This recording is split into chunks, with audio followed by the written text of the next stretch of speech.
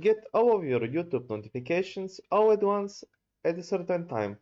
Hey there everyone, in this video I'm going to show you how to get all of your YouTube notifications at a certain selected time by your preference, meaning that through the entire day you won't be getting any notifications from YouTube, but for example at exactly 11:19 o'clock you will get all of the notifications for the day from YouTube so you don't get bothered by them during the day.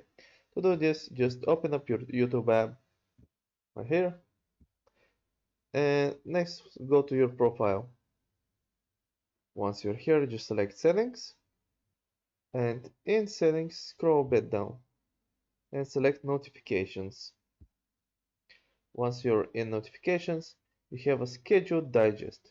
Get all of your notifications as a daily digest at 19, for example, and tap to customize delivery time.